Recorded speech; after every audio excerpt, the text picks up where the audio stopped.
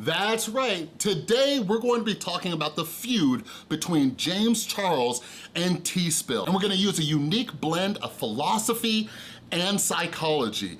So make sure that you stay tuned until the end of this video because I guarantee you'll leave a little bit smarter than you would with any other video about YouTube drama.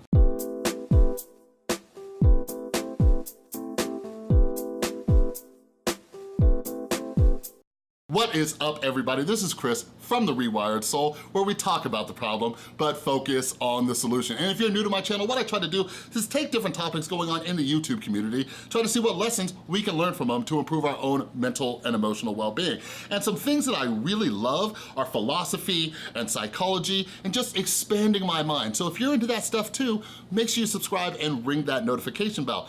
And while you're at it, follow me on Instagram and Twitter at The Rewired Soul, all right? So yeah, some of y'all wondering what's going down. If you're not in the know, here's a quick recap, all right? So James Charles, as many people do know, he was recently in New York for New York Fashion Week, all right? And I guess Emma Chamberlain was in town too, and those two, you know, they're buddies. And James Charles, I think like on a live stream, he just like slightly mentioned, just barely mentioned that he wasn't gonna be hanging out with Emma Chamberlain. But when that happened, the drama channels jumped on it. They took this very tiny, seemingly insignificant thing, and they made videos about it because that's what drama channels do. All right, so anyways, drama channel T-Spill and James Charles, they ended up having this back and forth on Twitter. T-Spill shares the video. Did James Charles really shade Emma Chamberlain? James Charles responds, no he didn't, but he was shading someone else and realized in the moment that it was unnecessary, which is why he cleared it up, took responsibility, and asked that drama channels didn't blow it out of proportion. Thanks for respecting that. T-Spill replies, sorry, I forgot I needed your permission before reporting on a story. James Charles says, you don't. It's not a story if it was already cleared up, and would it be that hard to respect someone's wishes for once? T-Spill replies, for once, I've respected your wishes many times. There was nothing wrong with my video. I don't see you going in on anyone else who covered the story. So in this situation, who's right and who's wrong? Before we discuss that, we gotta do a quick little crash course when it comes to philosophy and psychology. So, something that I'm absolutely fascinated with is like, the common idea and misconception is that things like morals and ethics are this black and white thing when they're not. It is different from person to person. It is different from culture to culture. It changes. So I'm reading this amazing book called The Righteous Mind, and it's all about moral psychology, and oh my God, it's probably my new favorite book, all right? So I'm gonna link it down in the description below if you wanna check it out. But anyways, it talks a lot about what's right and what's wrong. So in order to discuss this situation between T-Spill and James Charles, and I'm also gonna discuss some other drama channels later in this video, we're gonna be talking about different kind of ethical philosophies, all right? Specifically, we're gonna be talking about deontology and utilitarianism, all right? So utilitarianism is pretty much a philosophy that was brought about by a man named Jeremy Bentham, all right? So basically what utilitarianism is when you're looking at your morals, when you're choosing between right and wrong, utilitarianism is you're looking at the greater good, all right?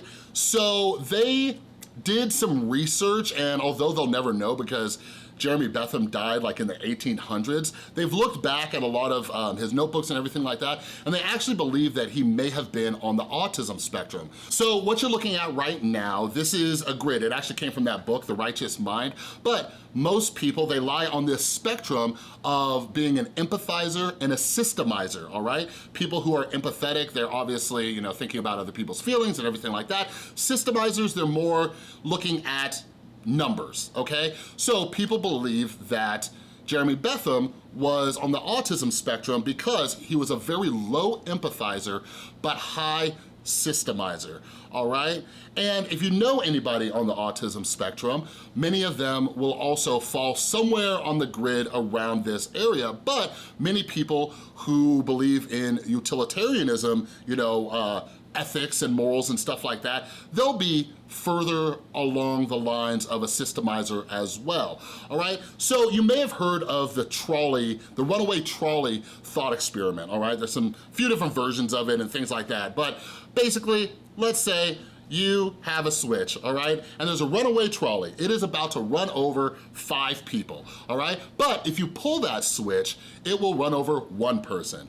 Those who have a utilitarian point of view, they're gonna pull that switch, hit the 1 person, because they're looking at net positive, the greater good, all right? 1 life to 5 lives. So now let's talk about deontological ethics, all right? So this is an excerpt from a post from Penn State and their liberal arts department, all right? So it says, deontological ethics is an ethics system that judges whether an action is right or wrong based on a moral code. Consequences of those actions are not taken into consideration. The ethics system is intended to be precise and by the book. Doing the right thing means to follow proper rules or behavior, and by doing so, promoting fairness and equality.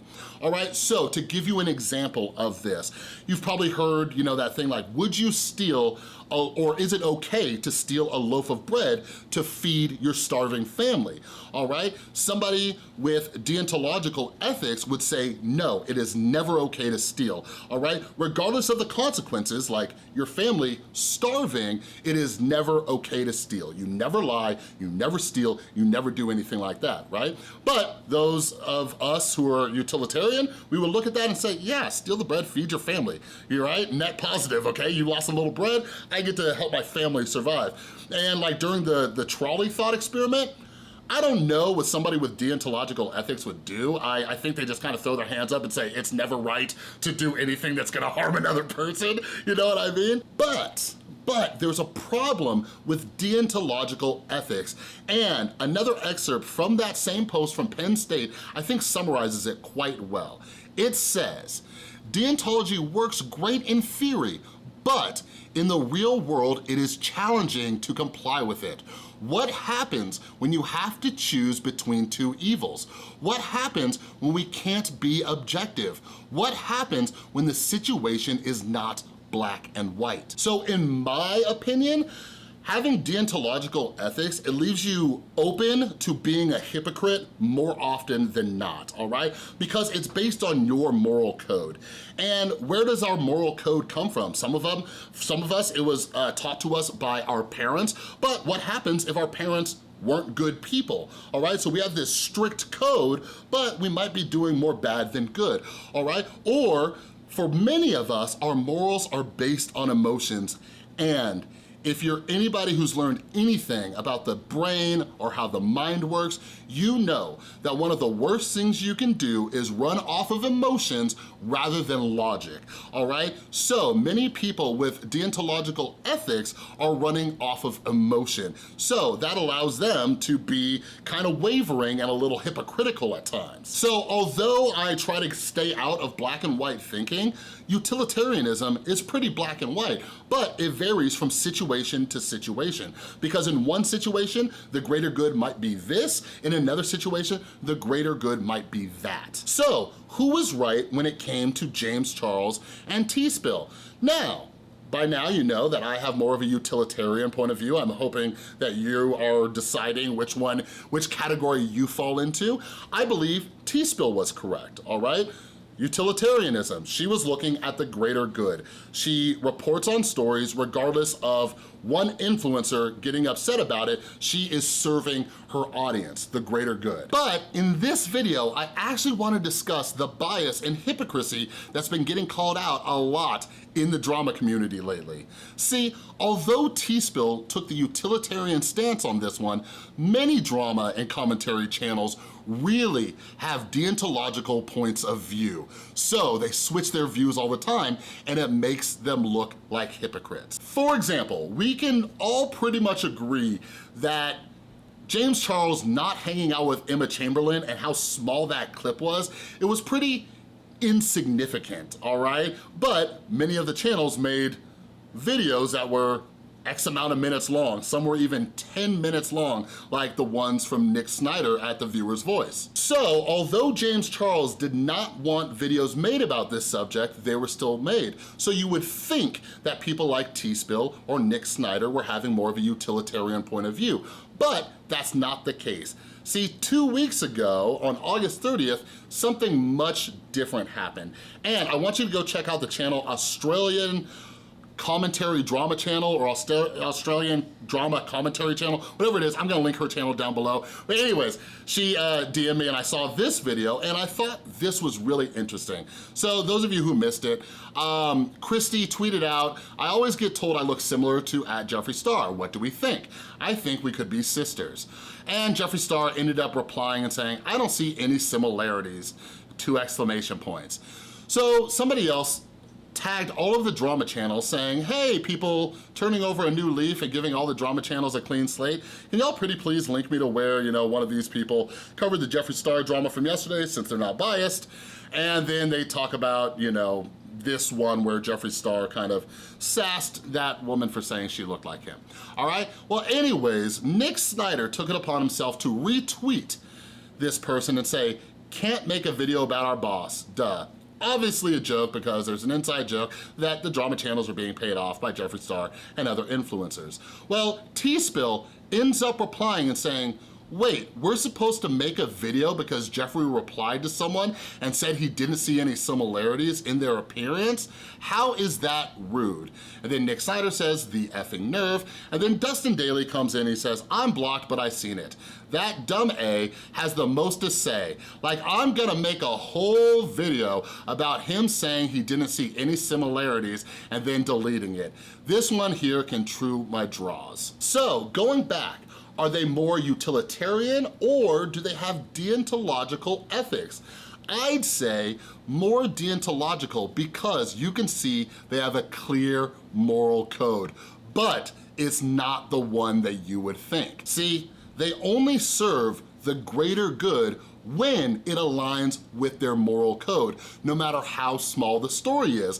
Kind of like James Charles and Emma Chamberlain, that whole situation, all right?